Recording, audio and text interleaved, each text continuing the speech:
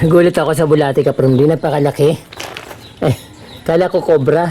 Bulati lang pala, sobrang laki, parang daliri oh. Binabala ko dito ka Promdi ay papalakihin ko yung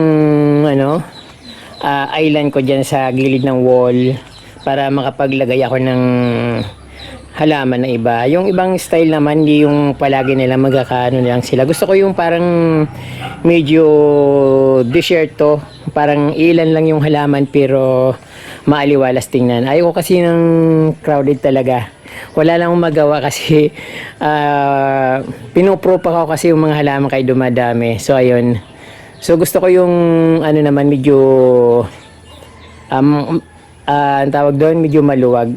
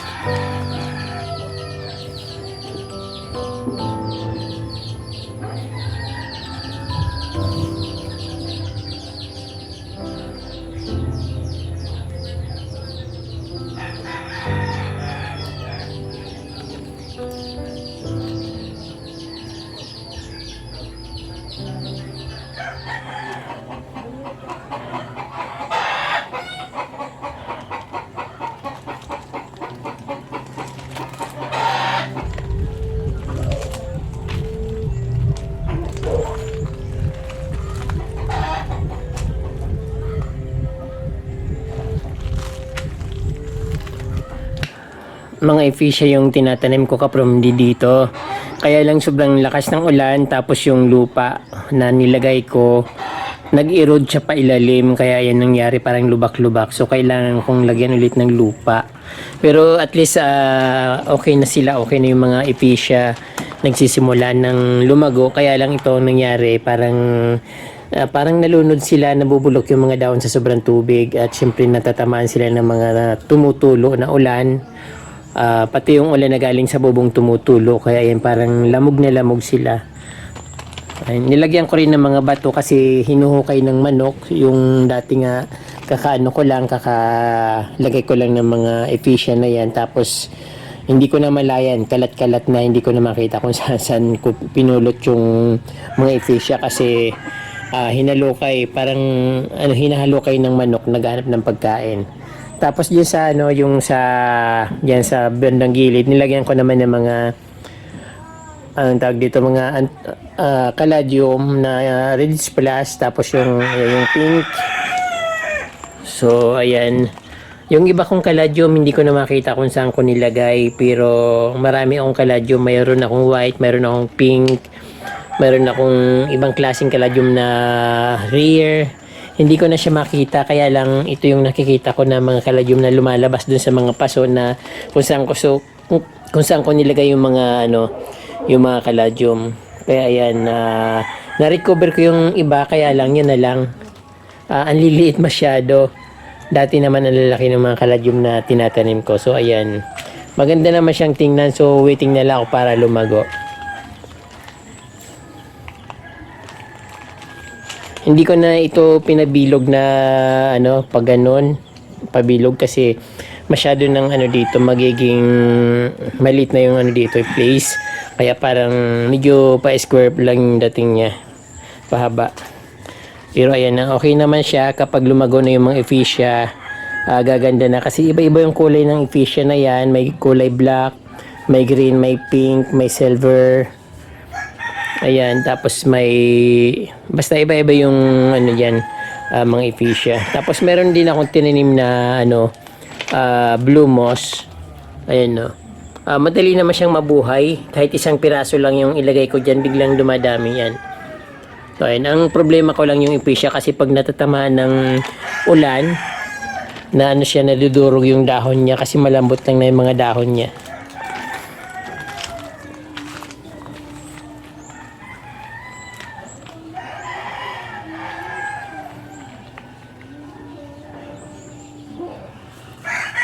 So, yan yung landscape ko dito, bagong landscape dito sa likod ng bahay. Kung dati doon lang sa ano, sa gilid ng wall, ngayon medyo may space na siya ditong banda. At syempre, pag lumago yung halaman, saka makikita kung maganda.